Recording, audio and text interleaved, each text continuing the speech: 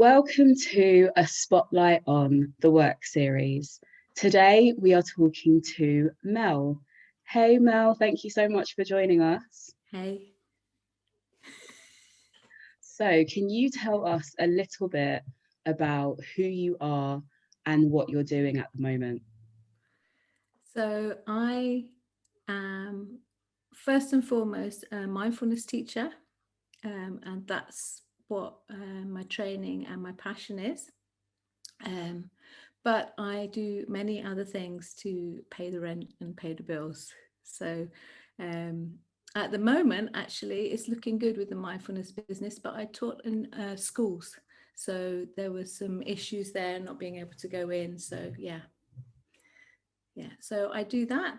I also am currently on furlough from working in a cinema. So that was another job that I have and continue to receive the benefits of. Yeah. And before that, I worked in the sector with Positively UK. And before that, I worked in catering. So many things. Many different hats, many different skills. Could Yeah. you, before I go on to the next question, could you just explain what mindfulness is for anybody who may not know?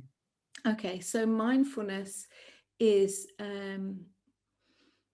something that you probably do, but you don't call it mindfulness, but it's focusing on the present moment in the here and now, but making a conscious decision.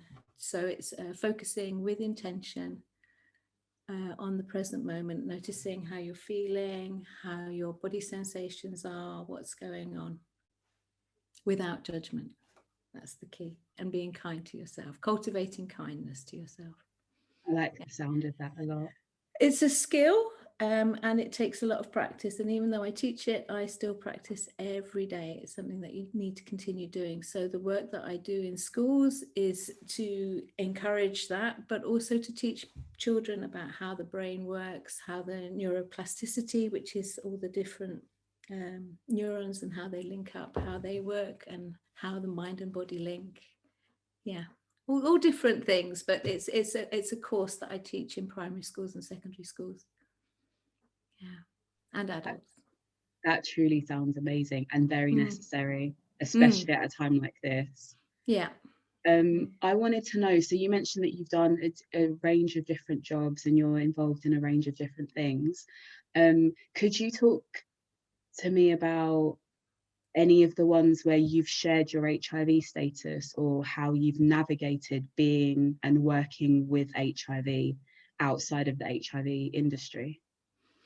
Okay, so the teaching, actually, I used to work in schools as a midday supervisor initially, and then became a teaching assistant. So when my children were at school, that was a natural progression.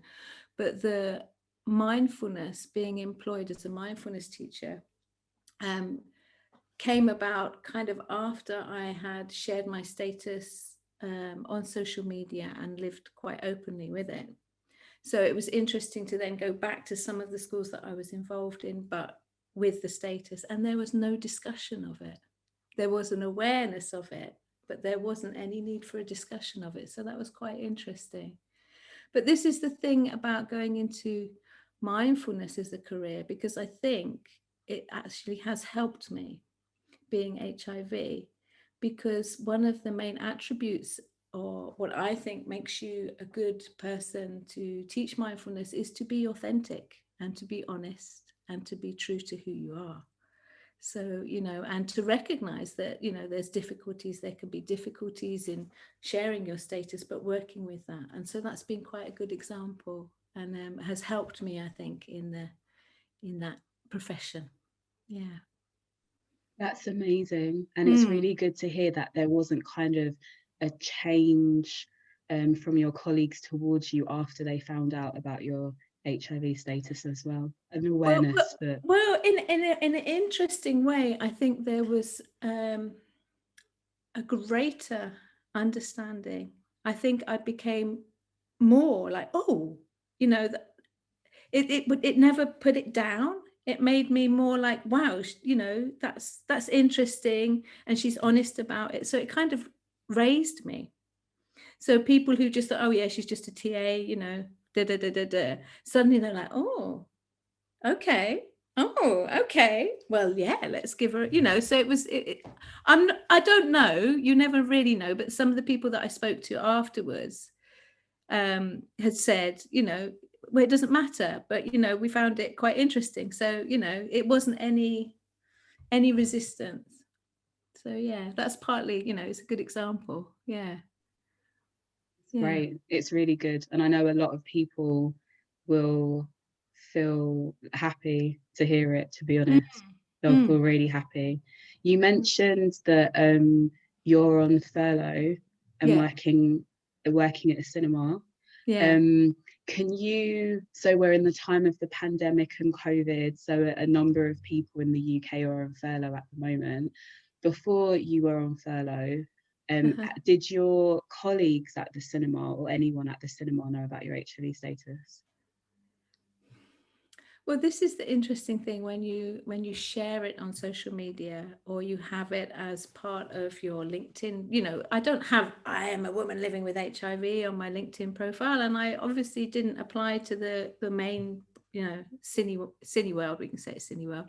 I didn't apply to them saying, "Oh, one of my credentials is I'm living with HIV," but we have a work group. And that links in with Facebook, and there's things on Facebook. So it's kind of, it depends how much people, how much people follow you, or how the logarithms work. So sometimes I never know, do you know, don't you know? And that's an interesting thing in itself to navigate. But um it did come up with my deputy manager. I will be honest with you, the cine world, as I've explained, that's not my career. I did it because it's bread and butter money. As I say, it pays the rent when you're freelancing, when you're working on contract, you need this regular income. And that's why furlough's been great through this time, because I've still received some money. So like working for a big chain and having that security can help, you know? So, but what I was going to say is I'm not the best team member, I will admit. Sometimes I'm late. I do work hard when I'm there, but the lateness and the forgetting my little swab to get into the staff room and things like that was not my focus. And I got pulled up on it, rightly so. But in this interview with my deputy manager, which was, it accelerated to the level of verbal warning. I'm not, you know, it's okay. I don't mind sharing this, because this is the thing. It's not my priority. It's not my focus. And I do work hard when I'm there, and they like me. So he said, look, Mel, we like you. We've just got to pull you in on this.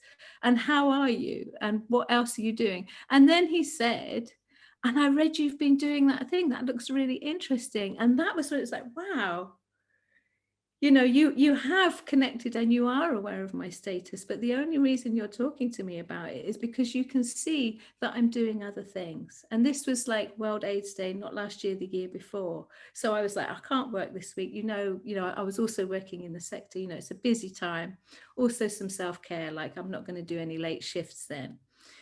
So he was like, oh, I've seen what you've been doing. It's really interesting. Yes, take the week off, come back, and don't forget your little swab again.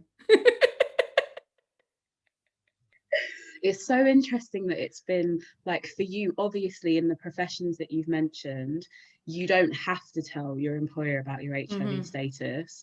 And it's just been so interesting that the way that some of your colleagues have found out has just opened up a new discussion about HIV, probably with people that maybe weren't thinking about it that much. Mm-hmm. Yeah, Yeah, so that's really interesting. yeah.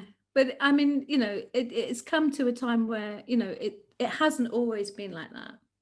And I'm at the stage of my life, like I've said, I don't really care that much, but that's because I have, my kids are grown up, I'm in a level of financial stability, I'm securely housed, and also in my own awareness of myself, which is where all the mindfulness training has come in. I'm okay. If you judge me, you judge me. That's you, that's not me. Yeah. I completely agree. Yeah. And I think my final question, unless you have anything else to add, feel free to as well, is what advice would you give to young people who are wanting to pursue a career, maybe in mindfulness or maybe getting a side job in retail or the cinema, who are maybe worried about their HIV status? What would you say to them? Don't worry about it. You know, there's a legal that you don't have to tell them, you know, so don't. I wouldn't unless you know you're very comfortable with it. And you know, if you don't have to, why? You know, it doesn't. It's not necessary. Um, and with, I mean, it's interesting because it can help if you're having, if you need some support. Maybe there's other things going on, but I think you know HR have a legal obligation to support you when you're living with you know, with any condition, any long-term condition.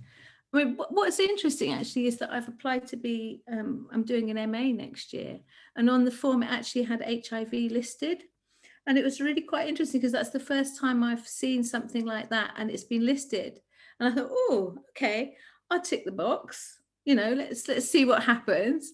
And then they came back and they said, would you like to, you know, we've noticed this. Would you need any further assistance? Would you need any help? And I was like, oh, wow.